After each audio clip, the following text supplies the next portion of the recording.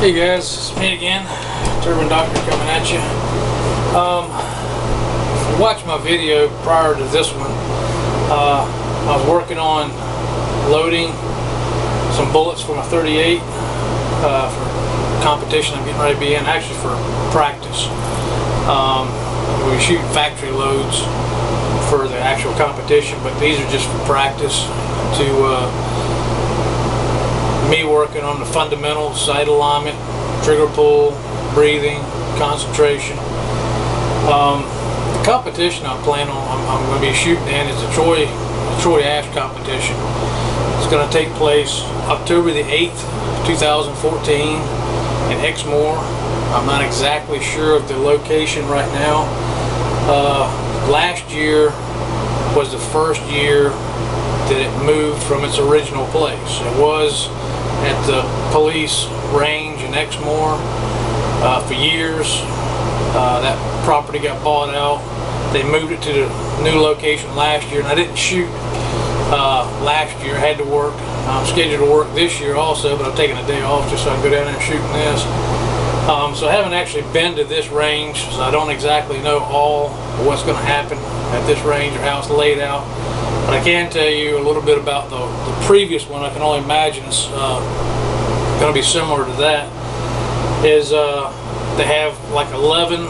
They had like 11 lines, 11 people shooting at one time, and you do 18 rounds fired at 7.5 yards, and then 18 at 15 yards, and then the remainder of your 50 round box, which should be 14, would be at 25 yards.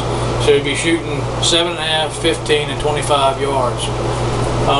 The first round up on the 7.5 yard, they have you fire 2 rounds, pause, and they have you fire 2 more, pause, and then 2 more. And it's not timed. Take your time, shoot what you want, as fast as you want.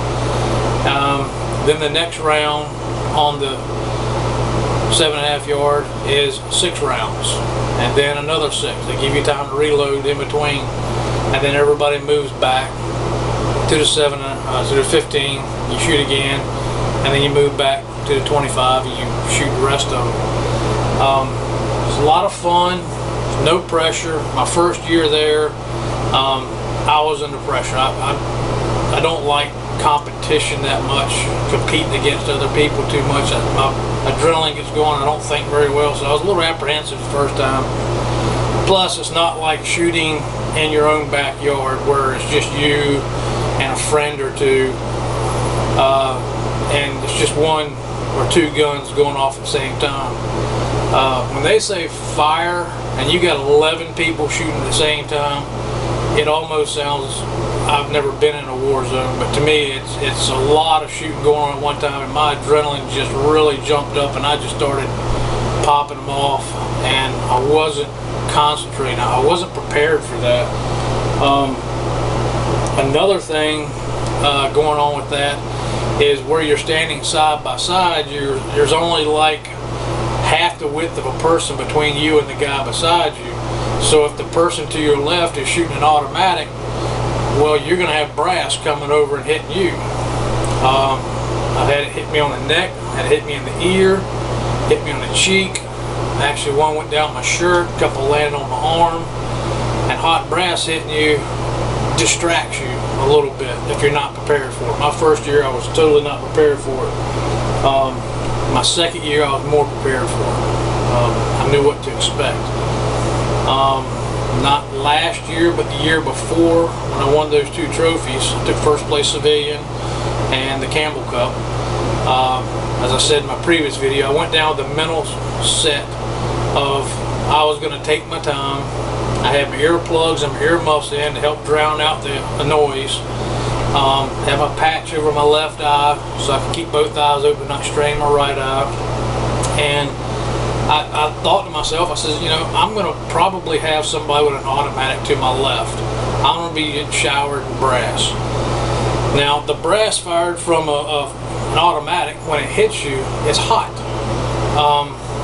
it's not extremely hot. And I got thinking about that. I said, you know, I've been hit by it before, and it's uncomfortable, but it doesn't leave burn marks. It doesn't leave any physical damage, and I can handle that. It's just my mental side of it getting to me. So I made up my mind that I don't care where the brass hits me, it's not going to leave a mark, it's not going to hurt that bad, and just ignore it.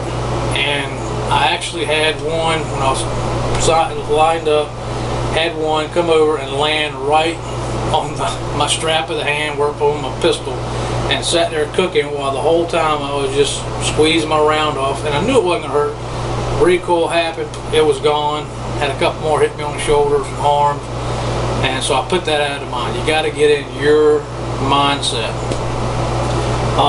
Today, yesterday I loaded up about 160 rounds of the ammo we were talking about. Semi-wad cutters, 168 grains there about. 9.5 grains of IMR4 227 CCI Magnum primers. So I loaded up a bunch of them. Today I'm going to go out and shoot the competition in my yard, my range. I went out just a little while ago. I'm still sweaty. I've still got clippings and stuff all over me. I cleared out an alley, mowed it down real good, moved some limbs out of the way, resituated my target, went and marked out the 7.5 to 15 and 25 yards. I didn't pace it, I actually measured it with a tape measure, and then I went back and paced it, and I was off by half a pace. Instead of 25, I was 25 and a half. So I'm going to go out and I'm going to shoot that. I'm going to shoot full 50 rounds just like I would in a competition. It'll be 18 or 3 rounds of 6 at 7.5 yards.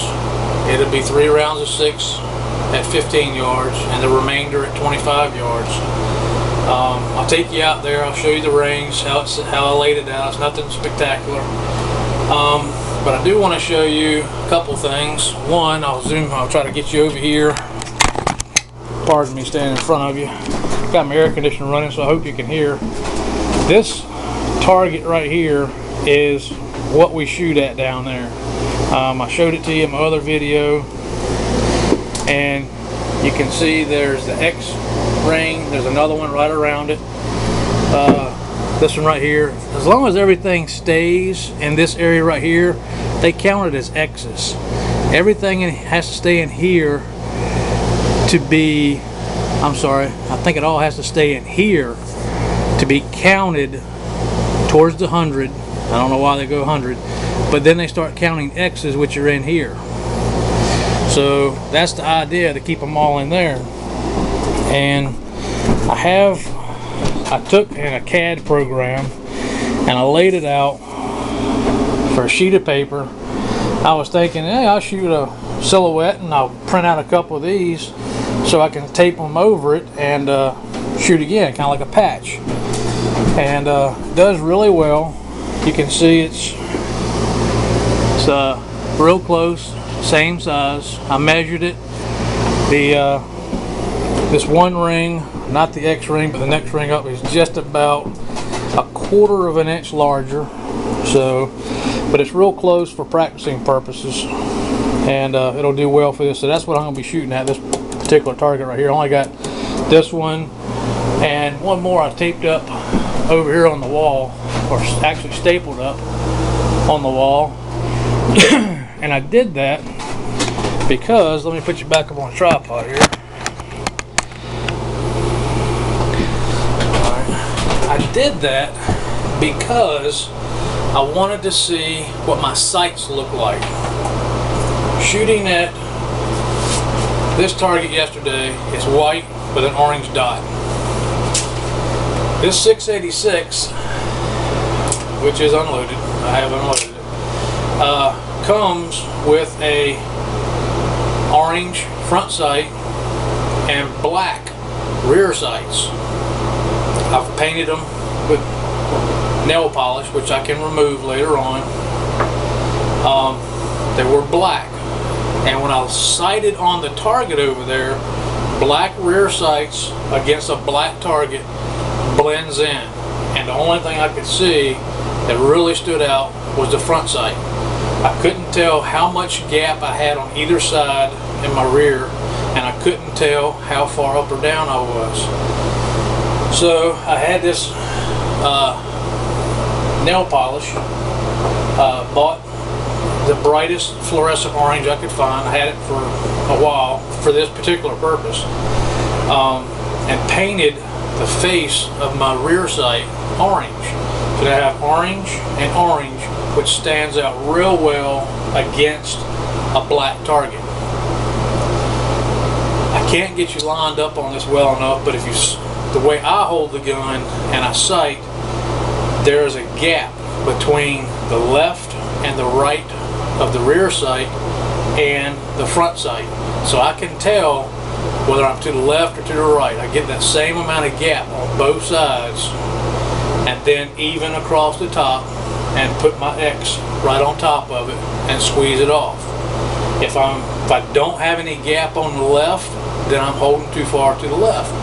So that's how I line them up. Some people say just look at the front sight. I line up all. I got 3 points I look at. So the orange nail polish and the orange front sight really stands out against a black target, and it looks a lot better. So that's why I had that one up there for. I actually tried it, and I dry fired it a couple times, and I really like it. It's a good idea to me. Somebody else may not like it. So, like I said, I've been out cleaning the area up, hot and sweaty. Got my air conditioner running, trying to cool off a little bit. Figured I'd talk to you a little bit about this. Another thing you noticed yesterday when I shot this target, my group was high and to the right. If you center that up, you'll see I'm high about an inch and to the right about an inch with this ammo. With other factory ammo I shot through this 686, I was hitting pretty much dead on. So today's shooting, I'm not going to make a sight adjustment. I'm just going to shoot my groups and see how well they land, and maybe take my other target and put over top of it and see if that group would stay in this X-ring. Because before I go to the competition, probably like the week before, I actually have an extra box of factory ammo that I'll be shooting. And in this competition, there's the Troy Ashe, which is 50 rounds. Then there's the Darrell Campbell Cup, which is 50 rounds. And in case there is a tie in those two, or either one of them, and you're tied with it, you have to go to a shoot-off with whoever you're tied with. So that's an extra 50 rounds for each one possibly. So I could be looking at shooting 100 rounds for the Troy Ashe and 100 rounds for the Campbell. So that's 4 boxes of shells. I bought an extra box just so I can shoot here and make sure my sights are aligned. I'll actually do some shooting, not looking to do the whole competition, just sighting purposes. And I found in previous years that if I sight in at 25 yards, I'm dead on at 15 and 7.5. So I'll be concentrating at 25 yards, shoot a group of about 5 or 6, make an adjustment, shoot another group, make an adjustment until I get to the point where I'm dead in the center with those factory loads that I'm going to be shooting. Then when I go to competition, I'm shooting the same factory loads. I should be shooting the same place. Another little thing I found out in previous years, I borrowed a friend of mine's Colt Python. I think I told you about that. And the first year I borrowed it, I shot it, got it sighted in, cleaned it that night, and then shot the competition the next day. Now, granted, I was still a little uneasy. I think that was my second year there, and I didn't group very well at all. The bullets were not hitting where I was aiming at first. When I got to like the second half of the box, halfway through the 15, they started coming back, and I contributed that to having a clean gun. Maybe that wasn't the case. So the following year, when I borrowed the same gun, shot the same ammo, I shot it at my house, had it zeroed in, went and did not clean it. Went to the competition the next year and won a trophy. Okay, so my lesson learned is I'll clean it, shoot 50 rounds, get it sighted in, and then don't clean it and shoot the competition. It seemed to work for me. We'll see how that goes this year. Last year, or the previous year I got 32 X's in the Troy Ashe, and I got 31 X's in the Campbell Cup. This year I'm hoping to do better than that. It's a personal goal of myself. Not that I'm any better than anybody else out there. It's just a personal goal to me to try to shoot as good as I can. And I know I could shoot 31 and 32. So now I'm looking for 35 to 40. Actually, my ultimate goal is 50. But realistically, I'll settle for 35 to 40. And hopefully learn anything I can in between. Have a small tweaker, but like I said, I'm not going to be using that. That's pretty much it for right now. I'm still cooling off, let my heart rate and everything get settled down, and then we'll get back with you and take you out on the range, show you how I got it set up, and then I'll probably record some actual bullets hitting the target, and then I'll probably record some of me actually shooting, and that'll be from my personal information. I may not even post that. I may just review that and keep it for my own personal self as to whether I'm actually jerking the trigger, how my stance is. So you may see that, you may not. So it's going to be a mixture of two of them. And I'm going to try to keep this video a little shorter than the other one, which ran 45 minutes.